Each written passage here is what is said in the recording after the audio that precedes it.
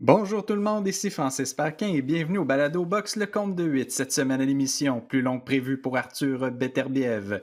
Verger Ortiz continue de gravir les échelons et une revanche très attendue entre Povetkin et White. Et c'est avec beaucoup de bonheur que je retrouve Monsieur Adrien Meur. Salut Francis, j'espère que tu as passé un bon week-end de boxe comme moi. Ben oui, c'était extrêmement chargé dans le monde de la boxe, hein. Il y avait il Ouais. y avait la présentation plutôt de plusieurs combats d'intérêt, dont celui d'un des rares champions de la boxe québécoise. Je parle évidemment d'Arthur Beterbiev, hein. C'est un premier combat pour Mhm. lui depuis sa victoire contre Alexander Gvozdyk. Ça remontait déjà en octobre 2019, hein. Il était devenu champion unifié WBC IBF des poids mi-lourds. Et il s'est passé beaucoup de Mhm. choses. Évidemment, il y a eu la pandémie, mais du côté de Beterbiev, il y a eu une Ouais. blessure aux côtes à l'entraînement, il y a eu la COVID-19 et même si en apparence le duel contre Adam Dennis, son aspirant obligatoire à l'IBF semblait inégal, hein, il y avait les sites de Paris Adrien vendredi qui favorisaient Beterbiev jusqu'à 50 contre 1. La moyenne, c'est à peu près 33 contre 1. Eh bien, ça a été quand Ouais. même un combat assez chaudement disputé. Beterbiev a dû patienter, dans le fond, jusqu'au 10e round pour faire craquer son adversaire allemand d'origine russe. C'était une deuxième chute au plancher. La première était survenue dans les premiers instants du dernier round, mais je trouve que son adversaire a montré dans l'ensemble vraiment un menton d'acier et une résistance à toute épreuve. Ouais, c'est vraiment ce qui m'a surpris. C'est pas les qualités de boxe de Dainès qui m'ont surpris, c'est vraiment sa capacité à encaisser les coups d'un cogneur comme Beterbiev. On connaît Beterbiev, normalement, quand il te touche, tu tombes. Et là, il a quand même encaissé plusieurs droites de plein fouet, plusieurs crochets, et il a réussi à rester sur ses jambes. C'est ça qui m'a le plus impressionné parce que ça a quand même été une domination de la part de Beterbiev. Ça n'a pas été un combat euh, si compétitif que ça, mais Beterbiev a déjà paru plus impressionnant que dans cette victoire face à Dainès. Mais écoute, faut pas oublier que, comme tu l'as dit, il y a eu une période d'inactivité de 17 mois. Ça remonte ce combat contre Gvozdyk et il y a rien qui remplace le ring, il y a rien qui peut remplacer le combat. Et quand il y a eu des blessures, on a vu beaucoup de sportifs qui avaient du mal à revenir après la Covid, qui ont ressenti les effets pendant longtemps. Alors, peut-être que ça a joué aussi là-dedans. C'est quand même, c'est pas la meilleure performance qu'on a vue de Beterbiev, mais il faut pas non plus, cracher dessus. Ça a été une domination et c'est pas plus mal. Il a été quand même patient, Beterbiev, et Dainès a pas donné trop d'ouverture non plus, donc ça a pas été, il s'est pas porté à l'attaque, sans penser à sa défense. C'était toujours un ou 2 coups et après il reculait, donc j'ai pas été, particulièrement déçu par Beterbiev comme certains. C'est sûr qu'il a déjà mieux paru, mais bon, je suis content moi qu'il ait fait des rounds parce que quand tu as une longue période d'inactivité comme ça et ben, il faut engranger des rounds, il faut retrouver les sensations du ring et c'est un peu ce qu'a fait Beterbiev dans ce combat. Il a pris son temps, il a été patient et quand Mark Ramsey s'est un petit peu énervé dans le coin, s'est un petit peu impatienté et ben, on a vu que Beterbiev a appuyé sur l'accélérateur et que ça a été particulièrement efficace. Je sais qu'il faut en prendre puis en laisser là, avec les statistiques compilées par CompuBox. On a vu là, les deux premiers Mmh. rounds, c'était vraiment égal entre les deux boxeurs au chapitre des coups qui Oui. avaient touché la cible. Et quand Ramsey s'est énervé une première fois après le troisième round, ben là, je le cite de mémoire, mais je pense que ça a été 25-5 à l'avantage de Beterbiev pour les coups portés. On a senti que Mmh. Dennis se déplaçait bien. C'était vraiment positionné en contre-attaquant. Je pense que c'est Yvon Michel en direct à la télévision a dit la manière qu'il positionnait son pied, cherchait vraiment à se déplacer puis éviter des dommages, des coups, même si à la fin du premier round, on a vu encore une fois à quel point Beterbiev est capable de dégager de la puissance dans un espace restreint. Il était capable, là, avec Exact. un coup de poing bien placé, de faire tomber son adversaire. Ouais, et pour moi, c'est ça le signe des cogneurs naturels. C'est qu'ils n'ont pas besoin de t'atteindre directement au menton ou à la tempe. C'était un coup qui était pas particulièrement net ou clair, qui était un petit peu sur le dessus de la tête, mais ça l'a ça l'a envoyé au tapis quand même. Quand tu as une puissance comme ça, exceptionnelle, tu as pas besoin de toucher clairement l'adversaire. Ça peut être partiellement bloqué, ça peut être, pas exactement, sur la cible et ça va quand même faire beaucoup de dégâts. C'était le cas pour ce knockdown à la fin du premier round. Et par contre, le dernier knockdown, là, c'était un crochet directement à la mâchoire. C'était très, très bien appliqué et là encore, c'était un coup qui était très court. Donc Beterbiev a besoin de très, très peu d'espace pour développer de la puissance et ça, c'est très impressionnant et on a vu sur ce dernier, sur le crochet à la fin au 10e round, c'est entre 2 coups de Dainese. Dainese lance une droite et ensuite lance une gauche et c'est entre ces 2 coups-là que Beterbiev parvient à placer ce petit crochet très court, mais très puissant et quand déjà le coup lui-même est puissant et en plus Dainese est en train de lancer le sien, donc il rentre dans le crochet de Beterbiev, ça décuple l'impact du coup et son coin a bien fait de jeter la serviette parce que même si après le combat, Dainese a dit qu'il pouvait continuer, même s'il restait que 2 rounds entre guillemets, il avait quand même encaissé beaucoup, beaucoup de coups et ça aurait pu, terminer beaucoup plus mal que ça et il avait plus aucune chance de remporter ce combat. C'est pas un cogneur, donc c'est pas il l'aurait pas emporté par KO.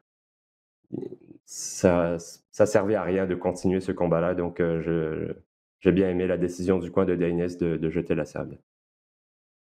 Je sais que c'est, pas nécessairement évident là, de faire de grandes analyses, surtout que Beterbiev, là, on revenait après autant de temps d'inactivité en octobre 2019, son dernier combat, je le Mmh. rappelle. Et des fois, on le fait dans le passé, de dire, par exemple, avec un boxeur comme Vasily Lomachenko, bien, au fur et à mesure qu'on gravit les échelons, qu'on monte de catégorie de poids, on sent qu'on a peut-être atteint sa limite, sans dire qu'on avait prédit la défaite contre Ouais, Teofimo Lopez.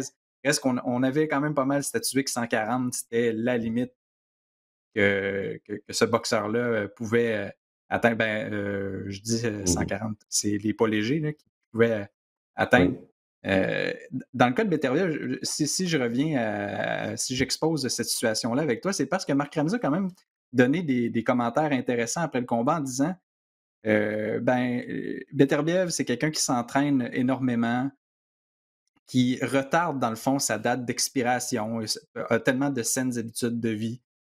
Mais on sent que est-ce que là, on voit poindre un peu à l'horizon là, la limite d'où ce boxeur-là peut aller? Chose qu'on n'avait absolument pas en tête après sa victoire contre Vosdik. Au contraire, on se disait, on entrevoyait tellement de possibilités d'aller chercher d'autres ceintures, là. C'est encore le cas, mais on dirait que même du côté de son clan, pas qu'on modère les attentes, mais on ramène là, une réalité qui est bien présente, là, qui guette tout boxeur là, qui pratique ce sport-là.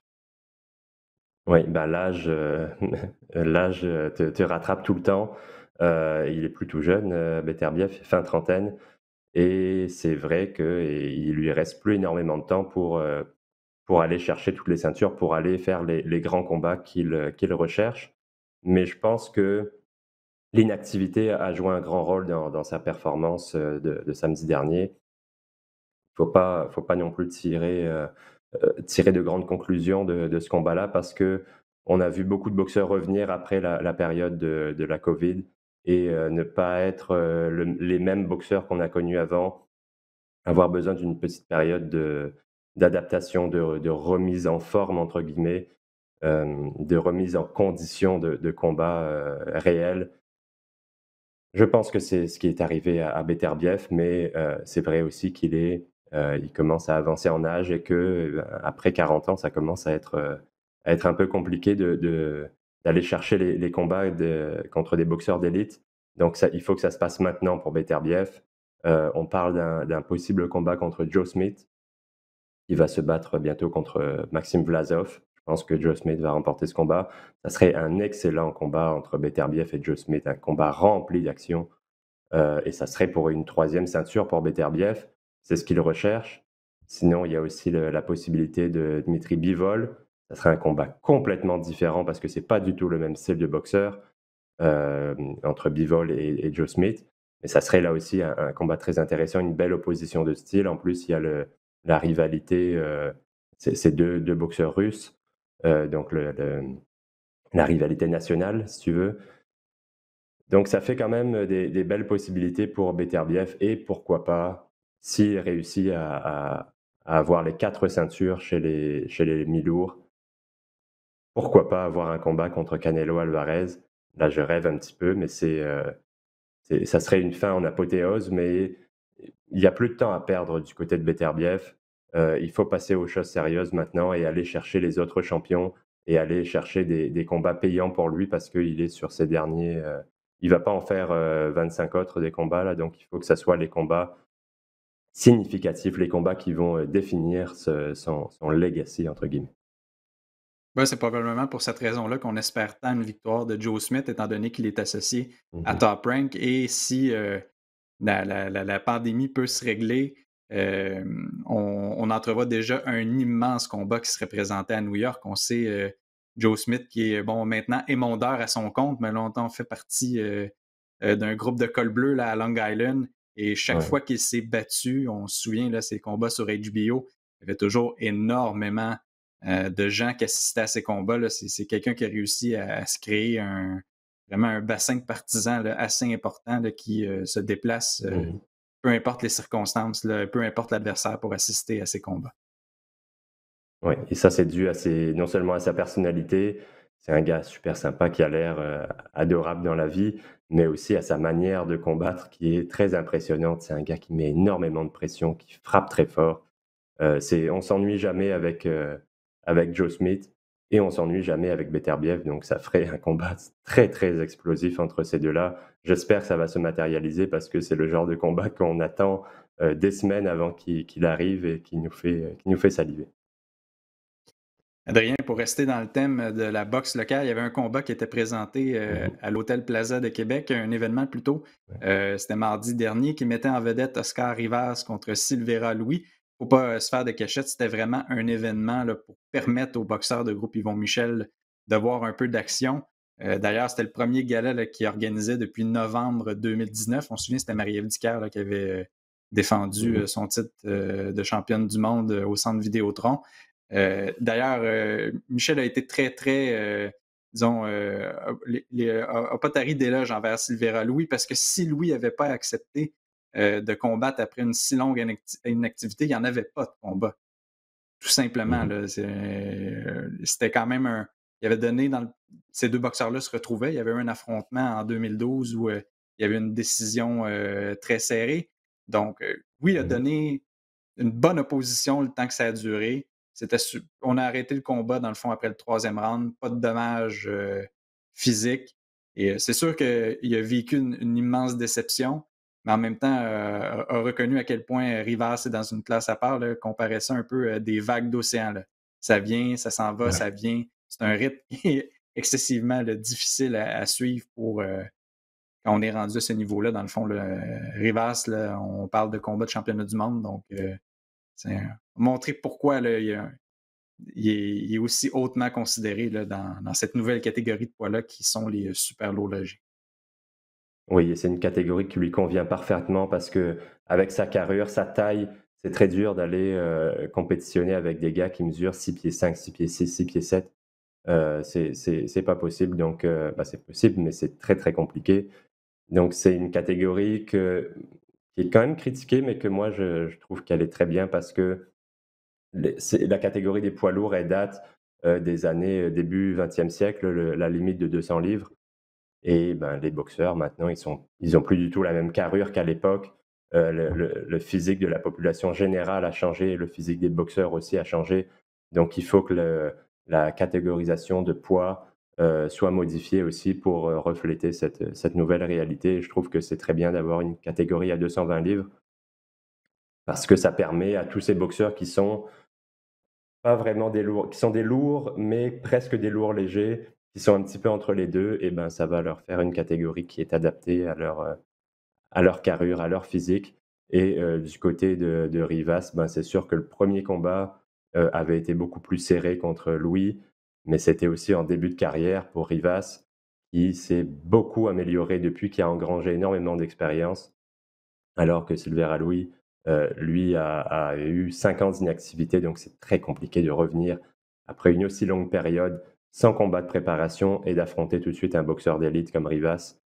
Donc Sans sparring aussi. chapeau. Oui, en plus. Donc c'est vraiment pas des conditions idéales pour lui. Donc chapeau, à Louis d'être sorti de sa retraite, d'avoir accepté, pardon, un défi de cette taille-là. Et j'ai entendu quand même des critiques sur le combat, sur l'adversaire. Faut pas oublier qu'on peut pas faire venir d'adversaires des États-Unis ou d'ailleurs. Il faut choisir un combattant canadien, un boxeur canadien qui est disponible. C'est même compliqué de faire venir un boxeur de l'Ouest canadien. Alors, on prend dans le bassin de boxeurs qui est disponible ici. Et je pense que c'était un bon choix. Et comme tu l'as dit au début, c'était pas un combat pour être particulièrement compétitif. C'est vraiment un combat pour se remettre dans le rythme. J'aime pas trop de dire de remise en forme, mais un combat pour reprendre après cette longue période d'inactivité de Covid qui a été compliquée pour tout le monde, que ce soit non seulement pour organiser des combats, mais pour l'entraînement. Ça a été toutes sortes de défis pour que les boxeurs puissent continuer un entraînement normal. Donc, tu veux ce genre de combat pour te remettre dans le bain et pour pouvoir passer à la suite avec l'esprit tranquille. Ouais, parce qu'on l'oublie, hein, on l'a vu avec David Lemieux là, qui a dû changer d'adversaire. Celui qui était Mmh. pressenti à l'origine, Robert Talarecque, ben, des fois, il y a les mêmes contraintes qu'on peut entendre aussi de boxeurs d'ici qui font pas de la boxe professionnelle à tremplin, là, qui n'ont pas le choix de travailler pour survenir à leurs besoins. Donc, lui, pouvait pas nécessairement quitter son emploi pour une aussi Mmh. longue période de temps avec toutes les restrictions. C'est bien beau venir ici se mettre en quarantaine, mais quand il va retourner chez lui, bon, chaque pays a ses règles, là, mais c'est vraiment pas évident. Là. On le voit, là, c'est Vincent Morin, un ami du compte de 8, là, qui a travaillé sur le matchmaking de cet événement-là à Québec et ça a vraiment été extrêmement compliqué là, de trouver des adversaires qui offrent un calibre intéressant, mais le bassin n'est pas illimité, là, comme tu l'as si bien mentionné. Dans le cas de Ouais, Rivas, ben, donc il on faut parle d'un faire, combat de championnat du monde. Le nom de Brian Jennings avait été évoqué, mais là, apparemment que c'est très, très compliqué. Donc, le premier aspirant désigné par le WBC, c'est un Sud-Africain, Kevin Larena. On va entamer des mmh discussions, mais étant donné que Jennings était associé à ESPN, un Américain, c'est un combat qui était plus facile à vendre, plus facile à organiser. Là, qu'est-ce qui va arriver de tout ça? On dit qu'une annonce pourrait survenir là, au cours des prochains jours, prochaines semaines. On l'espère, là, parce que pour Rivas, lui aussi, hein, le temps passe et c'est le temps un peu de. On a eu une première occasion un peu frustrante contre Dillian White il y a quelques temps. Donc, d'avoir un combat de mh. championnat du monde, là, ça serait un bel accomplissement là, pour ce boxeur-là. Ouais, c'est clair et ça serait pas le point final, mais l'aboutissement de tout ce qu'il a fait jusqu'à maintenant, de tout son parcours. Il le mérite et j'espère qu'il va l'avoir bientôt et qu'on aura un combat, contre un adversaire intéressant. Adrien, il y avait énormément d'engouement autour du combat Ouais. opposant Vergil Ortiz fils, un boxeur là, que Oscar de la Hoya considère comme, si c'est pas un des meilleurs, mais peut-être même le meilleur de son écurie. Mmh. Jusqu'à Et maintenant, il avait il pas a mal Ryan Garcia. relevé. Ouais, ouais, c'est sujet à chaud débat. Ortiz avait relevé pas mal tous les défis, ben, a relevé tous les défis qu'on lui a présentés jusqu'à maintenant Ouais. depuis le début de sa carrière. Quand même des noms intéressants. Je ne dis pas que c'est des boxeurs qui étaient absolument au sommet de leur art. Là. C'est des boxeurs qui avaient quand même pas mal de vécu, donc forcément usés, mais quand Mmh. même des noms comme Mauricio Herrera ou encore Antonio Orozco, Brad Solomon, là, qu'on avait déjà entendu pour un affrontement Ouais. contre un boxeur, je pense que c'est Michael Zouski et même le Canadien Samuel Vargas à son dernier combat. Et là, il affrontait un ancien champion des poids super légers en Maurice Hooker, boxeur qui avait été battu en combat d'unification par José Carlos Ramirez en juillet 2019. Il Mmh. y avait énormément d'animosité entre les deux boxeurs. On sait que les deux sont originaires du Texas. Hooker disait qu'Ortiz Mmh. n'avait jamais affronté un boxeur contre lui, qu'il allait l'amener à l'école, qu'il allait devoir réfléchir, que ça allait être compliqué. Et finalement, ben, ce qui est le fun, là, c'est que toutes ces paroles-là, là, c'est transmis, ça s'est matérialisé dans le ring. Quel premier round incroyable, là. Toute la frustration là, pendant 3 minutes sans Ouais. arrêt, les deux boxeurs se sont déchaînés. Éventuellement, Ortiz l'a emporté par arrêt de l'arbitre au septième round. Là. On ne sait pas trop ce qui s'est passé. Hooker a donné l'impression qu'il s'était blessé, mais en même temps, en regardant les reprises, Mmh. on voit qu'il a reçu un bon coup au corps aussi. Mais bref, Ortiz Ouais. garde sa fiche parfaite. Toutes ses victoires sont enregistrées avant la limite depuis le début de sa carrière. Ouais, il m'a encore une fois impressionné. Comme depuis, le début de sa carrière, c'est un démolisseur. Il a une variété de coups, une précision, une puissance, c'est vraiment impressionnant. Il a vraiment tout ce qu'il faut, dans sa boxe et contrairement à d'autres jeunes démolisseurs qui arrivent à passer rapidement le KO à leur adversaire. Ortiz, lui, est très conscient de sa défense, même s'il a encaissé des coups contre Hooker, ce qui est normal. Hooker est un boxeur de haut niveau, un ancien champion. Il bouge bien la tête, il est conscient des coups qui arrivent, il sait à quel moment attaquer et à quel moment bien lever les mains. Il a toujours les mains bien hautes. Euh, c'est quelque chose que j'aime beaucoup de son côté, c'est qu'il ne pense pas uniquement à l'attaque, même si c'est son gros point fort. Il pense aussi à sa défense, il en est conscient. Et son attaque, ben, on l'a vu, hein, c'est juste son jab, c'est un vrai canon. Tu as vu la différence entre le jab de Hooker et le jab de Ortiz. Chaque fois que son jab atteignait la cible, on voyait la tête de Hooker qui partait en arrière. Sa droite est très très puissante, ses crochets au corps. On voit toute la rotation du corps. On le voit encore plus quand il passe dans le vide, mais il met vraiment toute la gomme dans chacun de ses coups. Il essaye de faire mal à chaque fois et ça finit par porter fruit. On a vu les coups au corps qui ont vraiment été efficaces et ça, j'aime beaucoup aussi parce que c'est une belle preuve de sa capacité d'adaptation à Ortiz. Il a vu que Hooker, même s'il l'atteignait à la tête, que Hooker était capable de prendre ces coups-là, qu'il était capable de les encaisser, ce qui est d'ailleurs très impressionnant. Et il s'est dit: «OK, ben, s'il prend les coups à la tête, je vais descendre au corps et je vais me concentrer au corps» et c'est là qu'il a réussi à faire mal à Hooker. La première chute au tapis, elle est consécutive à un crochet au corps qui était arrivé de plein fouet et en plus, il varie les frappes au corps. Il y a des frappes qui sont au plexus solaire, il y a des frappes qui sont au foie, il y a des frappes qui sont plus à la poitrine. C'est vraiment, il varie les cibles et c'est ce qui fait, de lui un boxeur très difficile à prévoir et en plus, il a un gros volume de coups. Donc ça a été compliqué pour Hooker qui a quand même offert une belle opposition. Mais son problème à Hooker, c'est que malgré sa longue portée, j'en parle à chaque fois qu'on parle de Hooker, il a du mal à l'utiliser parce c'est possible de l'attirer dans un combat, coup pour coup. C'est sa mentalité à Hooker, c'est sa façon de se battre, c'est son caractère et tu peux l'attirer dans un échange coup pour coup alors qu'il aurait, intérêt à utiliser ses longs bras et à se battre à l'extérieur. Pourtant, il se bat bien à l'intérieur, Hooker.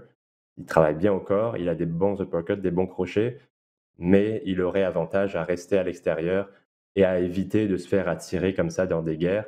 Mais écoute, s'il n'est pas capable d'éviter ça et c'est ce qui lui avait déjà coûté la victoire contre, Ramirez et c'est, ce qui lui a coûté cher dans ce combat contre Ortiz.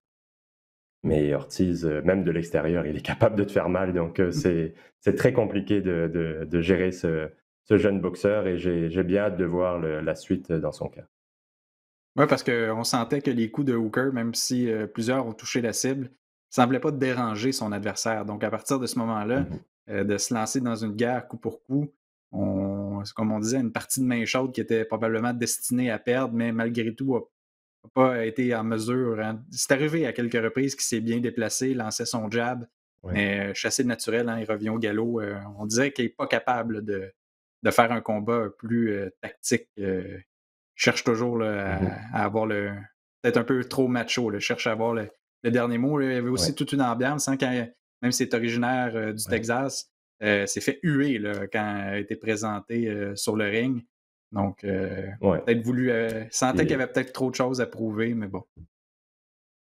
ouais, bah, ça, c'est aussi une question de discipline. Tu dois coller à ton plan de match et tu dois connaître tes atouts, connaître les atouts de l'adversaire et faire en sorte d'essayer de les neutraliser et pas de jouer le jeu de l'adversaire. Mais bon, c'est une erreur qu'il avait déjà commise dans le passé et qu'il a commis à nouveau. C'est comme tu dis, chasser le naturel, il revient au galop. Tu peux pas, je pense pas qu'il changera ça. Ça va le poursuivre pour le reste de sa carrière. Et fait intéressant à noter au chapitre là, d'Ortiz, il a dit qu'il avait attrapé la COVID en février et il estimait à 70 de ses capacités pendant le combat samedi soir. Et le journaliste Chris Mannix, on sait qu'il fait des entrevues là, avec les boxeurs dans les reportages de DAZN, a ajouté en disant Mmh. qu'il était en mesure de dire que Ortiz avait des problèmes au bras gauche et encore quelques jours avant le combat, il n'était même pas capable de le lever. Donc ça prouve d'une certaine manière Ouais. à quel point ce jeune homme-là a des capacités athlétiques incroyables et que malgré ces embûches-là, il était capable de livrer une performance là, qui est vraiment spectaculaire et qui fait juste, dans le fond, monter sa cote de popularité et de crédibilité aussi. Ouais, et on risque de le voir dans des grands combats très, très bientôt. Lui, il veut Ortiz, il a parlé aussi d'Errol Spence. J'aimerais le voir faire d'autres combats avant d'affronter ces 2 boxeurs qui sont dans le top 10, même top 5, livre pour livre. J'aimerais le voir contre un Keith Thurman, contre un Danny Garcia, ça serait très bien, contre des gars comme ça, peut-être un Sean Porter, d'un niveau intermédiaire entre Hooker et Crawford ou Spence. J'aimerais le voir faire au moins un combat de 12 rounds, d'atteindre la limite au moins une fois avant d'affronter ces 2 champions. Tu veux que ton boxeur, que ton jeune boxeur, quand on parle d'expérience dans le ring, c'est pas juste le nombre de rounds, c'est aussi ce qui s'est passé dans ces rounds-là. Si c'est 12 rounds de domination totale, ben ça tu pas appris grand-chose. Si c'est 12 rounds où tu as eu une coupure, où tu as été au tapis, où tu as eu un peu de difficulté parce que tu t'es fait faire mal au corps, et ben, c'est ça l'expérience que tu acquiers dans des combats de haut niveau, et je pense que c'est ce qui manque, c'est les derniers petits trucs qui manquent à Ortiz pour pouvoir, se frotter à Spence ou à Terence Crawford, mais il a le talent pour aller embêter ces 2 boxeurs-là, et j'ai bien hâte de voir ce qu'on va choisir dans son cas pour le prochain combat parce qu'il y a un gros hype derrière lui, et on sait que Crawford se cherche des adversaires. Il l'a encore répété que contre Spence, c'était compliqué, ça allait pas se passer. Ouais, semble avoir complètement là, jeté l'éponge en vue d'un combat Ouais, d'unification, là. ouais, donc il se cherche des adversaires ailleurs, et Ortiz est quand même une belle option, donc ça se pourrait qu'on en arrive là, mais j'aimerais pour Ortiz, pour son clan, qu'il prenne un petit peu son temps encore avant d'aller affronter Crawford. Adrien, normalement, je t'aurais pas trop parlé, amené le combat que Lawrence Ocoli a disputé pour devenir champion des lourds légers de la WBO en fin de semaine. Bon, c'était un combat quand même assez Mmh. intéressant parce qu'il affrontait Ouais. Krzysztof Glowacki, un boxeur polonais qui avait déjà été champion. Ça a été un excellent combat. Un beau petit Mmh. knock-out là, pour devenir champion au sixième round. Mais ce que j'avais surtout envie de partager avec les gens qui nous écoutent, c'est l'histoire incroyable d'Ocoli que Ouais. j'ai lu. On sait les médias britanniques sont bons pour dénicher de bonnes histoires. Et si vous avez la chance, ferez des recherches pour en savoir davantage. Mais en gros, c'est qu'Ocoli, en 2012, c'était pas nécessairement un athlète. Vraiment pas. C'est un jeune homme qui travaille. On sait que c'est un Britannique qui est originaire du Nigeria.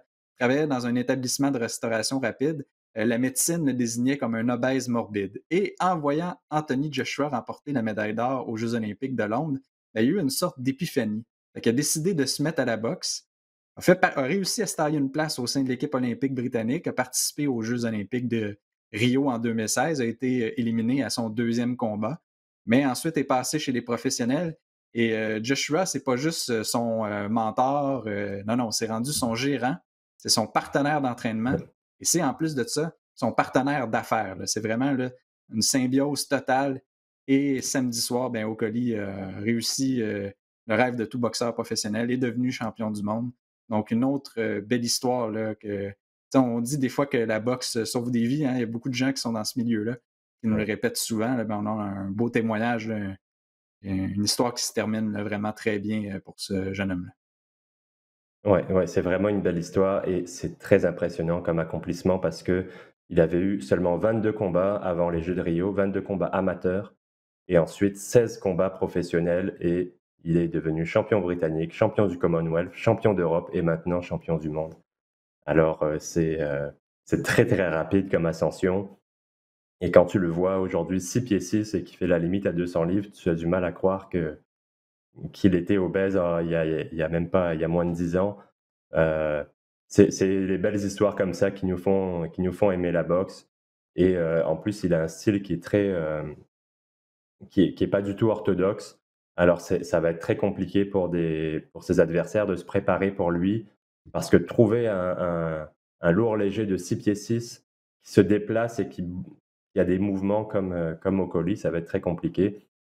Ça me fait penser un petit peu aux boxeurs des petites catégories comme Julio César Martinez ou Emmanuel Navarrete, qui ont des styles tellement uniques que le plus gros défi de leurs adversaires, c'est de trouver quelqu'un qui va réussir à les imiter en sparring.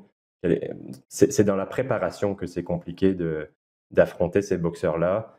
Et ce qui va permettre à quelqu'un de les battre, eh ben, c'est d'être un boxeur d'élite qui est capable de s'adapter sur le ring. Parce que c'est pas comme pour battre ces boxeurs-là, il faut pas que tu aies appris ta leçon et que tu viennes la réciter. Il faut que tu règles le problème sur place, que tu découvres le problème lors de l'examen et que tu arrives à le résoudre. C'est ce qui est compliqué dans le cas de ces boxeurs-là, et Okoli fait partie de cette catégorie de boxeurs. Donc en plus de sa belle histoire, il risque de rester au top assez longtemps parce qu'il est encore jeune et il a ce style très particulier.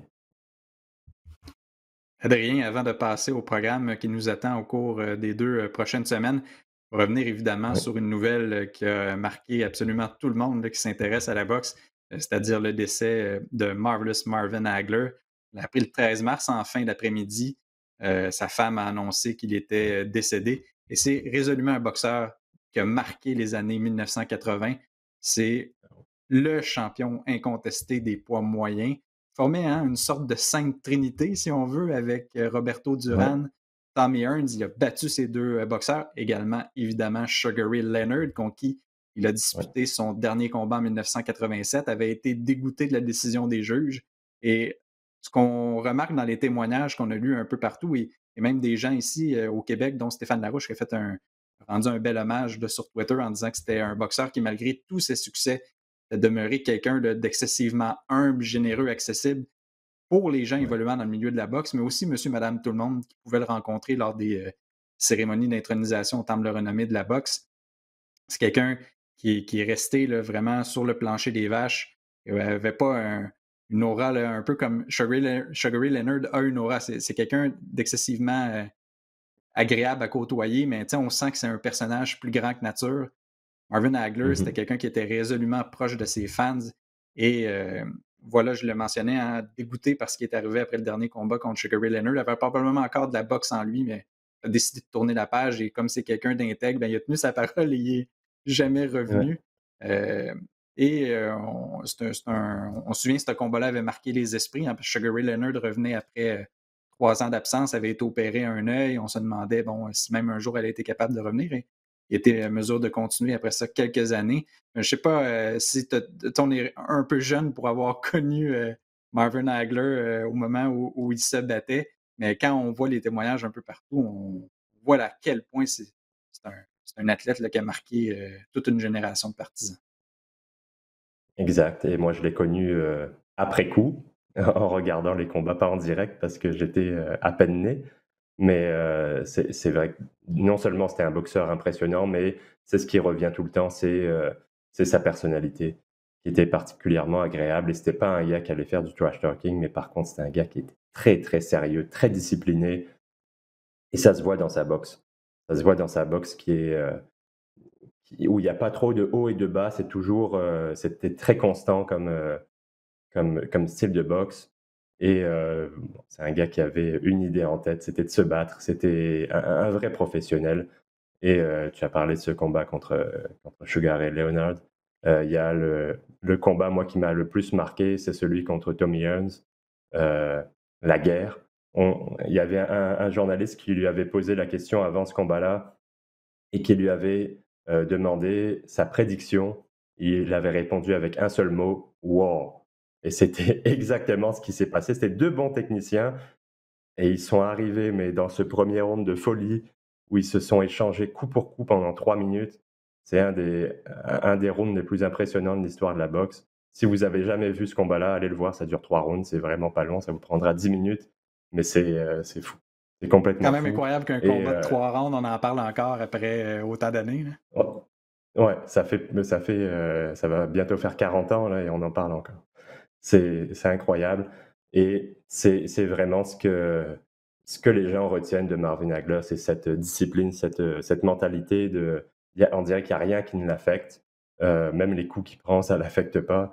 Et le fait d'être parti au sommet comme ça, je trouve que c'est toujours une bonne chose pour l'image que tu laisses aux gens parce que les gens vont toujours se dire: «Ah, il lui en restait encore un petit peu. Qu'est-ce que ça aurait été s'il avait fait un ou 2 combats de plus?» Hem, un petit peu comme, comme ce qui va se passer avec, Khabib Nurmagomedov, par exemple, dans l'UFC ou, une de mes idoles quand j'étais enfant, un joueur de soccer, c'était Eric Cantona. Il avait été élu plusieurs fois meilleur joueur de 1 ligue et il a pris sa retraite comme ça au sommet. Il venait de gagner le titre et à 30 ans, il a dit: «Ça y est, moi je suis parti» et ça les gens ont gardé l'image du joueur à son meilleur niveau et ils n'ont pas l'image, par exemple, comme on a maintenant d'un Roy Jones qui a été un incroyable champion, mais qui a un peu gâché, son image en restant jusqu'à 50 ans et en perdant des combats, contre des boxeurs qui étaient nettement moins talentueux que lui. Marvin Hagler, lui, a pas fait cette erreur-là et c'est aussi pour ça que les gens gardent une image aussi forte de lui, c'est parce qu'il est parti au sommet et je trouve que c'est toujours une bonne chose pour un sportif de prendre sa retraite comme ça au de choisir le bon moment pour prendre la retraite quand tu viens de remporter un titre majeur ou que tu es encore au sommet de ta gloire. Et on dit souvent, tu sais, que c'était une autre époque et je l'ai réalisé en retournant visiter les archives, au lendemain du combat entre Tommy Hearns et Marvin Hagler, c'était en avril 85. Peux-tu croire qu'il y avait 8 000 personnes qui ont assisté au combat sur écran géant au Forum de Montréal? Il y était 3 000 au Hall d'exposition à Québec, là, ce qui est aujourd'hui, et on me corrigera si je me trompe, mais le centre de foire Exposité. Donc tu sais, je comprends que les options de divertissement aujourd'hui, c'est simple, hein, on veut voir le combat, on peut se brancher très rapidement sur internet, on le voit. Mais là, d'être avec 8 000 personnes au forum en train de voir ce combat-là, j'ose pas imaginer à quel point l'ambiance devait être survoltée. Peut-être pour ça aussi qu'on en parle encore aujourd'hui. On est pas mal chacun chez soi. Oui, tu sais, on communique par les réseaux sociaux, mais le fait c'était quand même un engagement assez important, euh, Ouais d'acheter un billet pour aller et de voir le vivre l'événement. ensemble. Voilà, c'est Mmh. ça dans le fond, c'est de cette manière-là que la magie opère, hein, au même titre que probablement que les gens, même si ça a été, pas un combat nécessairement mémorable, mais celui entre Jean-Pascal et Lucien Boutet, 20 000 personnes, au Centre Bell. Il y a beaucoup de gens qui vont s'en rappeler parce ils étaient là puis qui ont vécu, ce moment-là avec, plusieurs, dizaines de milliers de personnes. Ouais, bah, quand c'est un événement comme ça, c'est sûr que tu t'en souviens, c'est marquant et je pense qu'ils regrettent pas d'avoir acheté leur billet à l'époque, quand ils sont allés au centre d'exposition pour voir ce combat-là. Ça a pas été long, mais ça a été mémorable. Parlant de combat qui va peut-être être mémorable parce que le premier l'a été, c'est la revanche entre Alexander Povetkin et Dillian Whyte. C'est Ouais. présenté, ce samedi, le 27 mars, à compter de 15 heures sur DAZN. Et ce qui est intéressant, c'est que ce combat est présenté sur le Rocher à Gibraltar, hein. On sait que la pandémie, oblige les promoteurs à rivaliser, d'imagination et d'audace. Donc, petite enclave là, qui est située au sud-est de l'Espagne, qui donne sur la mer Méditerranée. Donc, tout ce beau monde va se donner rendez-vous pour un combat. On se souvient, là, ça avait été assez dramatique. White semblait, bon an, mal an, se diriger vers une victoire. Elle avait envoyé Povetkin 2 fois au plancher au 4e round. Et au début du 5e, un uppercut de gauche mémorable là, du boxeur russe. Et ça a été la fin instantanée des émissions. Il l'emporte par knockout. Là, on se retrouve pour un combat de championnat du monde intérimaire du WBC. Est-ce que quand un combat se termine comme ça de manière aussi dramatique, ça donne toujours le bénéfice du doute au perdant en se disant: ouais, mais là, tu sais, c'est un Mmh. coup de poing qui a fait la différence. C'est ce qui fait la magie. Mais est-ce que tu as l'impression de favoriser White parce qu'il était bien installé dans ce combat-là ou au contraire, tu as l'impression que ça va galvaniser Povetkin en se disant: «Ben là, j'ai juste besoin d'être un peu plus prudent parce que je sais que je possède, le coup pour, l'assommer, de manière assez, succincte». Et ben, c'est très dur à dire. Je pense que White a les atouts pour l'emporter, mais il faudra pas faire la même erreur que dans le premier combat, c'est-à-dire qu'il faudra pas avoir un seul moment d'inattention parce que contre un cogneur comme Povetkin, ça pardonne pas Et tu l'as dit, il s'en allait vers une victoire et il avait envoyé 2 fois au tapis, ça allait bien pour lui. Ça a pris un seul coup et c'était, je dis erreur d'inattention, mais c'était même pas une erreur de sa part parce que c'était un coup parfait de Povetkin.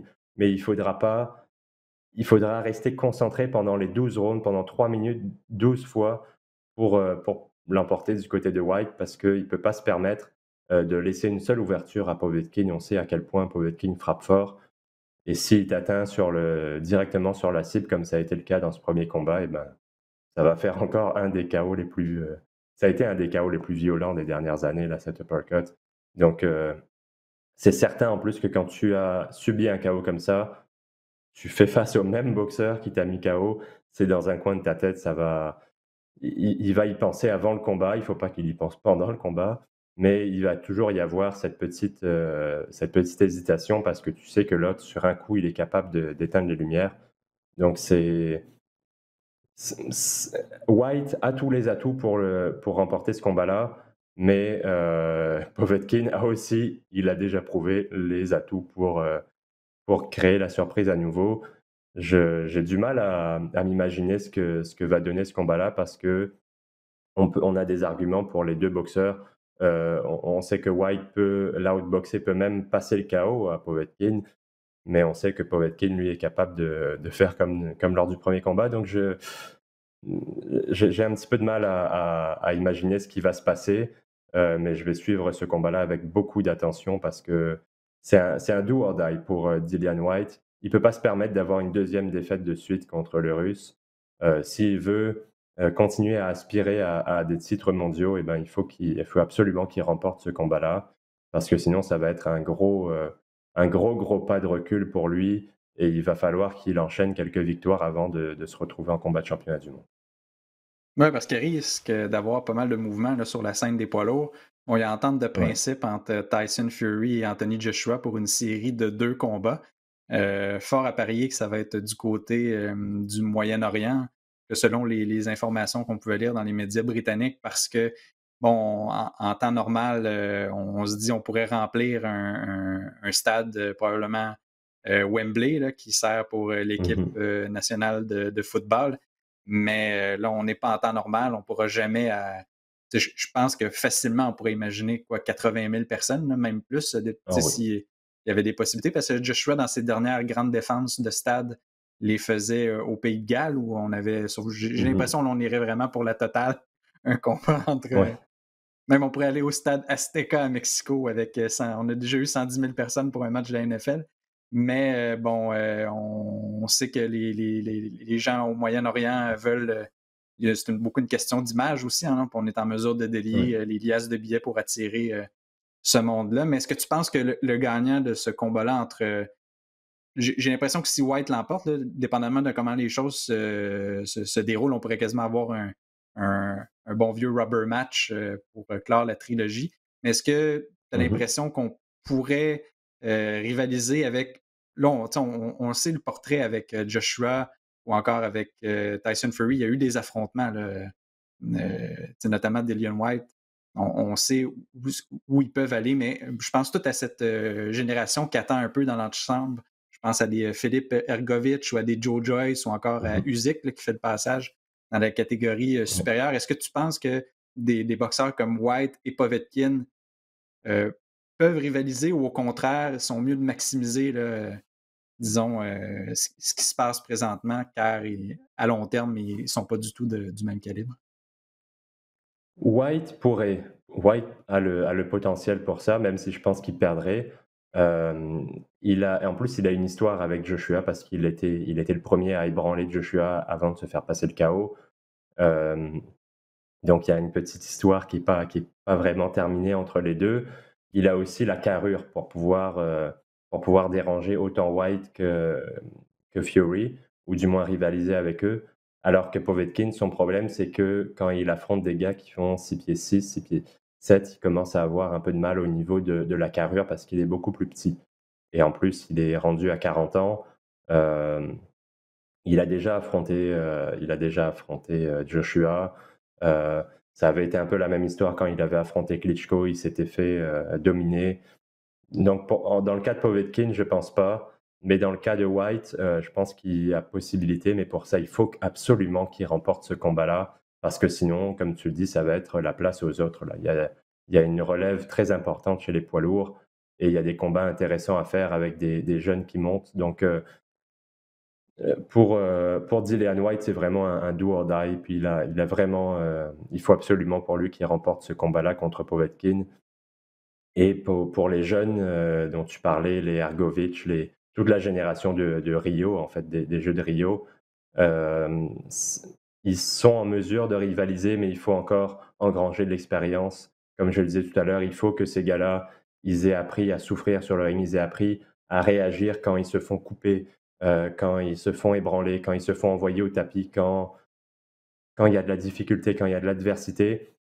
Parce que tu veux avoir eu l'expérience de tous ces problèmes-là face à des boxeurs que tu peux battre, j'allais dire facilement, non, c'est pas facilement, mais contre qui tu auras plus de facilité. Alors que si ça t'arrive pour la première fois de ta carrière contre un Joshua ou contre un Tyson Fury, et ben là, tu pas le temps de trouver la solution. Il faut que tu la connaisses déjà, cette solution. Il faut que tu saches exactement comment réagir. Faut pas que tu paniques. Il faut que tu aies déjà tous les outils en main.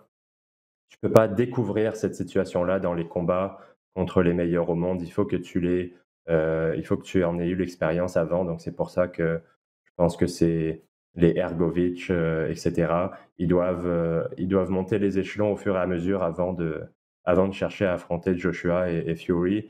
Mais c'est certain que, à un moment donné dans les prochaines années, dans les 2-3 prochaines années, on va entendre parler de ces gars-là comme adversaires potentiels des 2 grands champions. Adrien, ça passe toujours très vite, donc c'est ce qui fait le tour pour Ouais. l'actualité cette semaine. Comme à l'habitude, ben, je vous invite à visiter le rds.ca/balado diffusion ou encore iHeart Radio pour découvrir tous les contenus qui vous sont proposés par RDS. Donc, au nom de Luc Dansereau à la production, Félix Payet à la mise en onde, Adrien Meur, ici Francis Paquin qui vous remercie d'avoir été des nôtres et qui vous dit à la prochaine. Ciao.